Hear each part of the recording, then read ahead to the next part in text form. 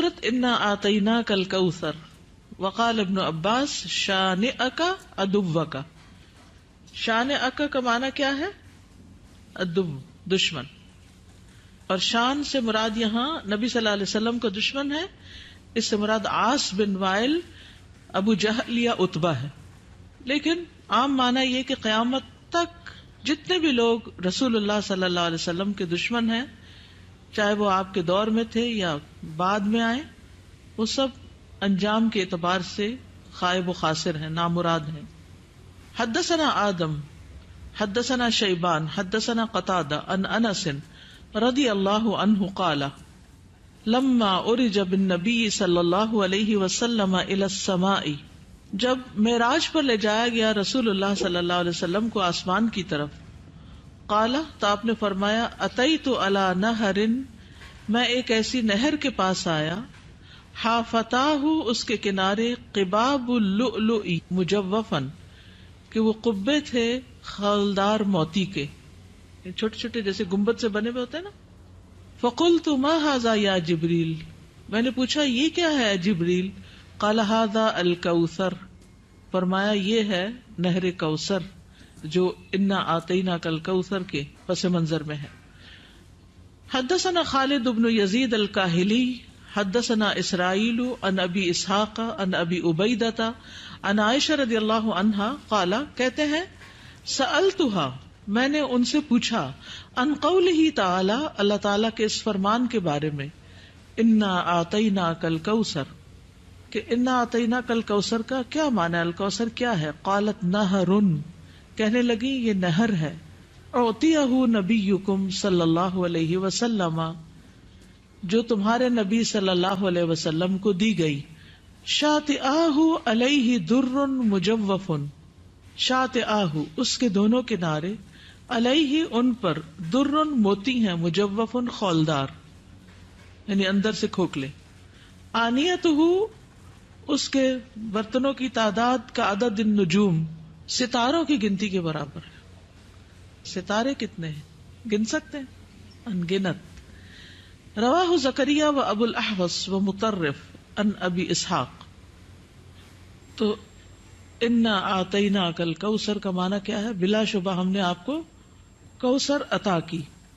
حدثنا یعقوب بن ابراہیم حدثنا حشیم حدثنا ابو بشر عن سعید بن جبیر عن ابن عباس رضی اللہ عنہما انہ قال فی الکوثر هو الخیر الذی اعطاہ اللہ ایاہ،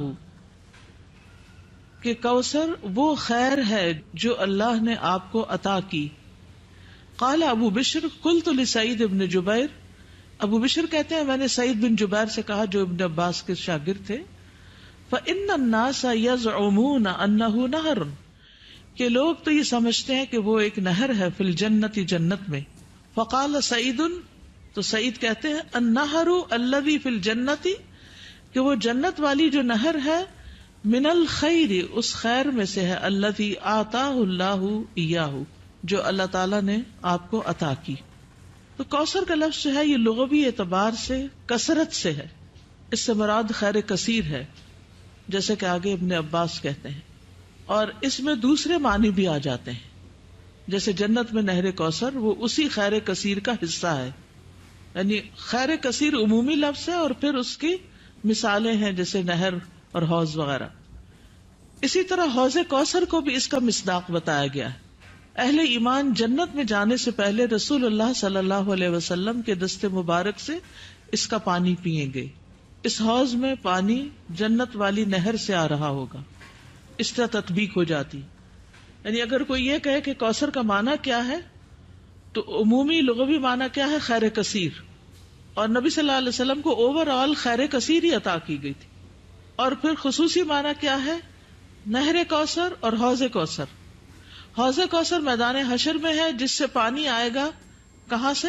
نہر کوثر سے. اور نہر کوثر کہاں ہے؟ جنت میں ہے.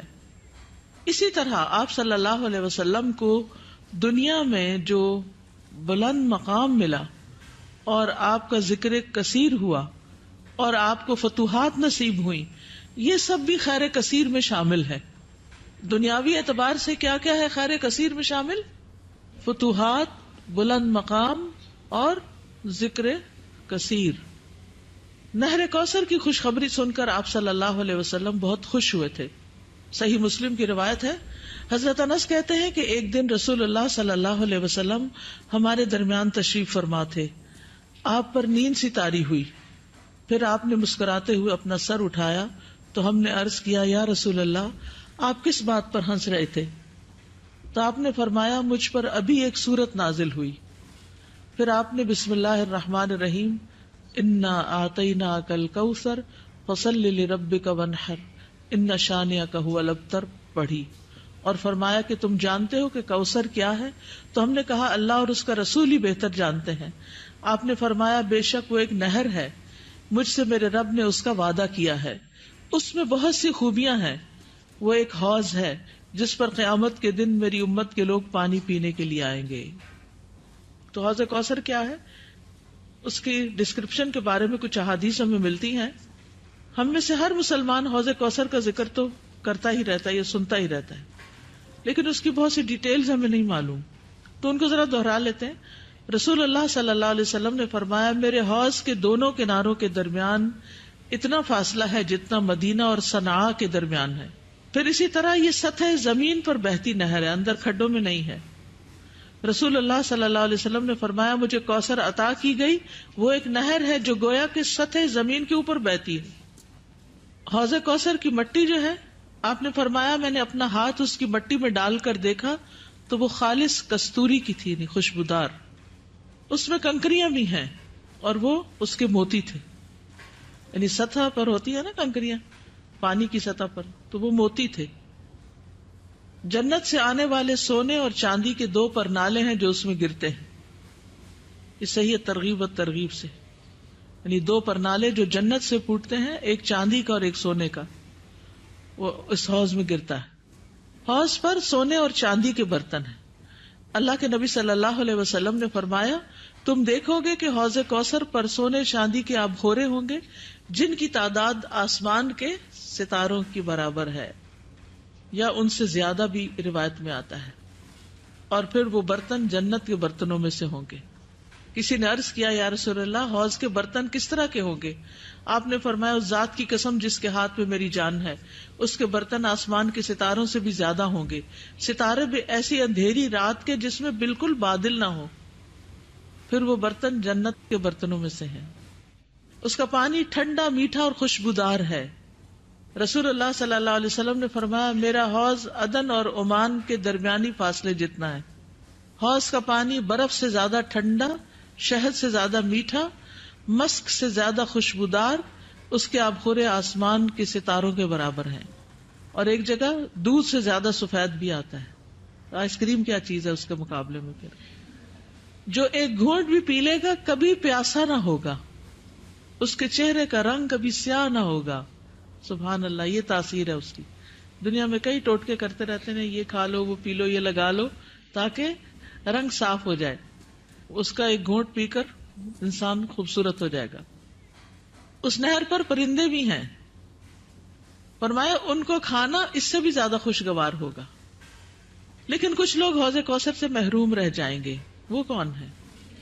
جو بدعت کرنے والے ہیں, جنہوں نے آپ کے بعد دین کو تبدیل کر دیا. آپ فرمائیں گے یہ دور ہو جائیں, دور ہو جائیں. یہ ڈسکرپشن پڑھ کے پھر شوق بڑھ جاتا ہے نا, اور سنت پر عمل کا شوق بڑھ جاتا ہے کہ اللہ تعالیٰ ہمیں اور زیادہ سنت کا پابند بنائے تاکہ ہم نبی صلی اللہ علیہ وسلم کے قریب ہو سکیں, آپ کا اتباع کریں.